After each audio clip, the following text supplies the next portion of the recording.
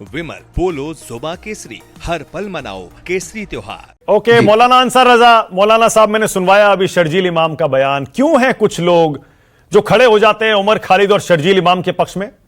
अभी सुनवाया मैंने वीडियो, असम को इंडिया से काटने की बात कर रहा था। आपका स्टैंड क्या है मौलाना साहब इन दोनों लड़कों पर? सबसे पहले तो मानक जी, आज मुझे इतना डर लगा जिस वक्त आपने मेरा इंट्रोडक्शन कराया, इतना डर लगा मुझे। आपने कहा कि जब दिल्ली दंगे हुए तो मौलाना अंसार रजा भी दिल्ली में ही मौजूद थे। अब मैं तो अल्लाह जाने मुझे आप क्या कहने वाले हैं, मैं तो घबरा गया यार। अब आगे क्या बोलेंगे ये? अरे भाई, मैं दिल्ली में ही रहता हूं, लेकिन इतना भयानक इंट्रोडक्शन आपने कराया मेरा, मैं तो घबरा गया, मेरा दिल एकदम बैठा जा रहा था। रुकिए तो एक सेकंड। लगता है आपने मेरी बात पूरी नहीं सुनी। मौलाना साहब, मैं बहुत सोच समझ के इंट्रोडक्शन करता हूं, और आपको 10-12 साल से तो हम लोग जानते हैं, आप अक्सर टीवी पे आते रहे हैं। मैंने कहा मौलाना अंसार रजा गरीब नवाज फाउंडेशन के चेयरमैन हैं, दिल्ली से ही आते हैं और दंगों के समय दिल्ली में ही थे। मैंने ये नहीं कहा कि आप दिल्ली में थे, मैंने कहा दिल्ली से ही आते हैं, दिल्ली में ही रहते हैं मौलाना साहब। चलिए, क्योंकि मैं जानता हूं उस दौरान भी आपकी हमारी बात होती थी। अब सुनिए जी। नहीं, आपने ये नहीं कहा कि दंगे में वहीं थे जहां दंगे हो रहे थे। वहां नहीं, मैंने कहा दिल्ली में थे। हाँ, आपने जो बयान सुनवाया है शर्जील इमाम की तकरीर का, वो बिल्कुल देश हित में नहीं है। हाँ, बिल्कुल देश हित में नहीं है।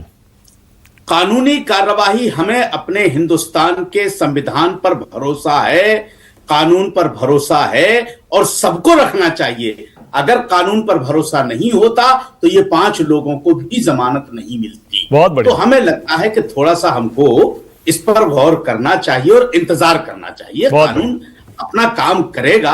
हाँ, ट्रायल शुरू होना चाहिए था। 5 साल से क्यों इंतजार किया जा है ट्रायल का? ये थोड़ा सा एक संशय वाली बात है कि आखिर इंतजार क्यों किया जा रहा है। हर आदमी को जमानत मांगने का अधिकार इस मुल्क में है, और मैं समझता हूं कि चाहे वो गुनहगार कोई भी हो, हिंदू हो, मुस्लिम हो, सिख हो, ईसाई हो, कानून के एतबार से सबको सजा मिलनी चाहिए और कानून हाथ में लेने का अधिकार किसी को नहीं है। लेकिन अब मैं एक बात आपसे पूछना चाहता हूं, जब तक मैं बात कर रहा हूं, जब तक आप अपनी टीम से कहिए कि जो हरियाणा से हमारे बाबा जी आते हैं, वो किस केस में बंद है और कितने बार वो बाहर आ चुके हैं? पैरोल पर बाहर आए हैं, किस चीज पे बाहर आए हैं, वो आप अपनी टीम से कहिए। जब तक वो निकालेंगे, जब तक हम आपसे बात कर रहे हैं। नाम बताइए बाबा का। अरे सर, आप नाम बताइए ना। तो आपको नाम भी नहीं पता? अरे बोलिए ना, आप नाम तो बाबा राम रहीम की बात कर रहा हूं। राम रहीम की, हाँ मैं समझ गया, मैं नाम सुनना चाह रहा था आपके मुंह से। राम रहीम की बात कर रहे हैं ना? आप जानते हो मैं बहुत स्पष्ट बात करने वाला आदमी हूं। हाँ, बोलिए। लाग लपेट वाली बात नहीं करता मैं। चलिए। मुझे ये बताइए, उनको किस बिहाफ पे दिया जा रहा है हर महीना पैरोल? कभी 40 दिन की, जब चुनाव होता है तो 50 दिन की। अरे भाई, सबको हक है। मैं ये नहीं, ना मैं शर्जील इमाम का पक्ष ले रहा हूं, ना उमर खालिद का पक्ष ले रहा हूं।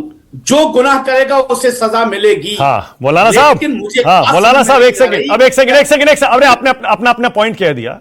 अब या तो आपको जानकारी नहीं है, या आप मौलाना साहब बेईमानी कर रहे हैं। क्या आप नहीं जानते कि उमर खालिद को भी पैरोल मिली है?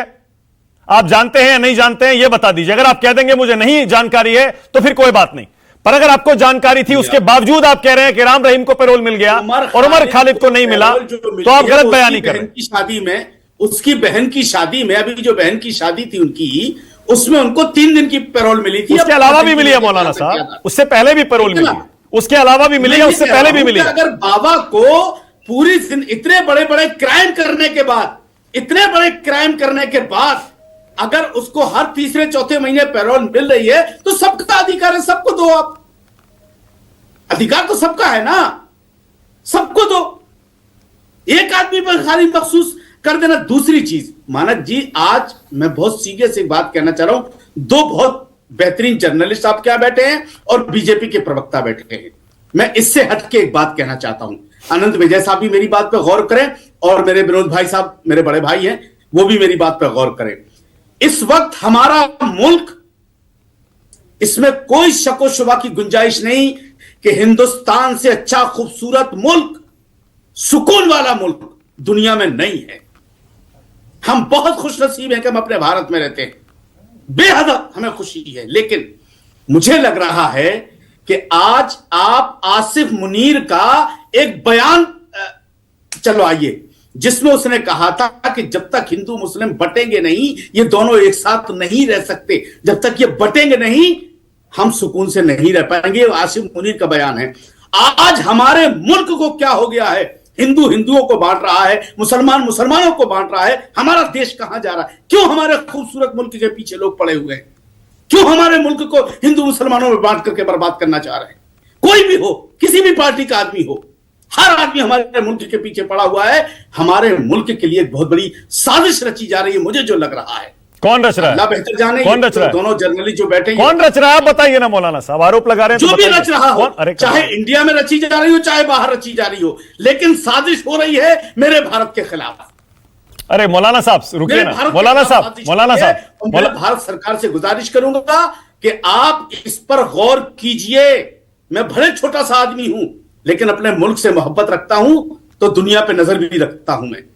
हमारे मुल्क को निशाना बनाया जा रहा है और हमारा मुल्क कहीं ना कहीं या कुछ सियासी पार्टियां या कुछ ऐसे दल जिनका कोई लेना देना नहीं, न रोजगार से मतलब है, न किसानों से मतलब है, न बेरोजगारी से मतलब है, लेकिन हां जब हिंदू मुस्लिम का एजेंडा होता है तो सबसे आगे नजर आता है। कौन नाम बताइए ना मौलाना साहब, जी नाम लीजिए ना पार्टियों का, नेताओं का जो आग लगा रहे हैं हिंदुस्तान में। दुनिया जानती है, पूरी दुनिया जानती है सर। किसकी तरफ इशारा है? दुनिया जानती है।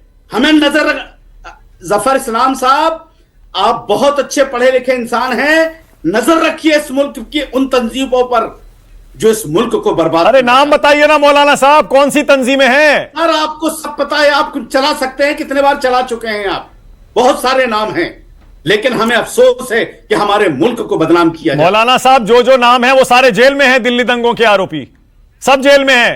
कौन जेल में नहीं है बताइए? किसको जेल में डाला जाना चाहिए? क्या कह रहे हैं आप? मैं क्या कह रहा हूं मौलाना साहब खुल के बताइए। हर दंगे के खिलाफ जो भी दंगा करे उनको जेल में होना चाहिए, लेकिन चेहरा देख करके दंगा जो है जेल में नहीं डालना चाहिए। चेहरा देख के ट्रायल नहीं होना चाहिए, नाम देख करके ट्रायल नहीं होना चाहिए। आज एक आदमी डासना में 24 घंटे इस्लाम को, मुसलमानों को बदतमीजी से बात करता है। कहां जफर इस्लाम साहब का कानून? क्या एक उसको क्यों सजा नहीं दी जा रही है? यति नरसिंहानंद, यति नरसिंहानंद, आप नहीं नाम लेंगे मैं ले देता हूं। यति नरसिंहानंद की बात कर रहे हैं? बिल्कुल। हाँ ठीक है। क्यों उसके खिलाफ कानूनी कार्रवाई नहीं हो रही है? इतना जहर उगल रहा है एक आदमी, क्या वजह है? क्यों उसे छूट दी जा रही है? अगर कोई मुसलमान एक जुमला बोल देगा तो अब तक तो जेल चला जाता वो। ठीक है मौलाना साहब, ओके मौलाना साहब मतलब आप ये कह रहे हैं, मौलाना साहब मतलब आप ये कह रहे हैं कि यूएपीए का जो ये एक्ट है, जो कानून है, ये सिर्फ मुसलमानों पर क्यों लगाया जाता है, हिंदुओं पर भी लगाया जाना चाहिए? ये नहीं कहा कि क्यों लगाया जा रहा है। हाँ। आप तो सच्चाई पूरा मुल्क जानता है ना, हमारे कबूल करने से क्या होगा? ये हो रहा है कि नहीं हो रहा है? क्यों यति नरसिंहानंद बाहर है? क्यों बाहर है वो इतने जहर उगलने के बाद? मतलब आप ये कह रहे हैं, आप ये कह रहे हैं, मौलाना साहब रुकिए ना, मौलाना साहब एक मिनट रुकिए ना, मैं क्या पूछ, रुकिए ना, योगी जी के लिए क्या नहीं कहा उसने, मोदी जी के लिए क्या नहीं कहा, यहां तक कहा कि भाजपा के लोग, मैं अपनी जबान से क्या कहूं कि वो किन किन लोगों का इस्तेमाल करते हैं। ठीक है मौलाना साहब रुकिए ना, अब रुकिए ना एक सेकंड। मैं आपसे ये पूछ रहा हूं कि आप ये, आपका पॉइंट ये है ना कि ये यूएपीए सिर्फ मुसलमानों को टारगेट करने के लिए लगाया जा रहा है, हिंदुओं पर भी लगाया जाना चाहिए, आप ये कह रहे हैं ना? जब से बीजेपी सरकार आई है एक कौम को निशाना बनाया जा रहा है। मैं ये कह रहा हूं जो गुनहगार है उसे सजा दीजिए। मैं कोई सपोर्ट नहीं कर रहा हूं किसी का, लेकिन जानबूझ करके मुसलमानों को 11 साल से 12 साल से सताया जा रहा है, जरा जरा सी चीजों को लेकर के। हमारी दाढ़ी टोपी देख करके हमको ट्रेन में मारा जा रहा है, हमारी दुकानें उजाड़ी जा रही हैं, हमारे घर बगैर मतलब के कोर्ट के आदेश के बाद भी गिराए जा रहे हैं, बुलडोजर चलाए जा रहे हैं। आप ये बताइए, इतना बड़ा हादसा हुआ लखनऊ में, क्या बुलडोजर चला? क्या चलाया? क्या बुलडोजर नहीं चला? एक सिपाही के 100 करोड़ रुपए का मकान, अभी तक बुलडोजर नहीं पहुंचा वहां। और एक मुसलमान की जरा सी मस्जिद की बात हो गई तो आप देख रहे हैं परसों से लाइव चल रहा है संभल में, अनलीगल है, गिराइए आप, लेकिन आप वक्त तो दीजिए किसी को। अच्छा ठीक है मौलाना साहब, एक सवाल और, एक सवाल और, ओके एक सवाल और, एक सवाल और, एक सवाल और। उमर खालिद और शर्जील इमाम के वकील और जितने भी ये दिल्ली दंगों के आरोपियों के वकील हैं, ये सुप्रीम कोर्ट में, हाई कोर्ट में, सारे कोर्ट्स में ये कहते हैं कि हमारे जो मुवक्किल हैं ये सिर्फ धरना प्रदर्शन कर रहे थे, उसी की प्लानिंग कर रहे थे, लोगों को एकजुट करके लोकतांत्रिक तरीके से विरोध प्रदर्शन करना यूएपीए के तहत अपराध कैसे हो गया? आप इस पर कहां खड़े हैं? अपना स्टैंड बताइए मौलाना साहब। मैं, आपने जो स्पीच सुनवा दी है वो स्पीच हमारे मुल्क के खिलाफ है। हाँ, उनका वकील क्या कह रहा है मुझे कोई बहस नहीं, ठीक है, लेकिन जो स्पीच में उन्होंने जुमले बोले हैं वो हमारे मुल्क के खिलाफ। ठीक है। सीए पर आपका स्टैंड क्या है? सीए पर आपका स्टैंड क्या है? किस पे? सीएए। सर अभी सीए की बहस होगी तो उस दिन हम पुलंदा लेके बैठेंगे आपके सामने। अरे मौलाना साहब रुकिए ना, आप तो डर गए। मौलाना साहब डरिए मत, टीवी पर सीए का विरोध करने पर यूएपीए नहीं लगता है मौलाना साहब। सर मैंने आपसे एक जुमला कह दिया है, आप दानिश्वर पत्रकार हैं, मैंने एक जुमला कह दिया कि जो तकरीर आपने सुनाई है वो मुल्क के खिलाफ है। ठीक है, बहुत बढ़िया। नहीं बोल सकता। ठीक है, ओके, ऑल राइट। ज्यादा स्पष्ट कोई बोल भी नहीं सकता। ठीक है,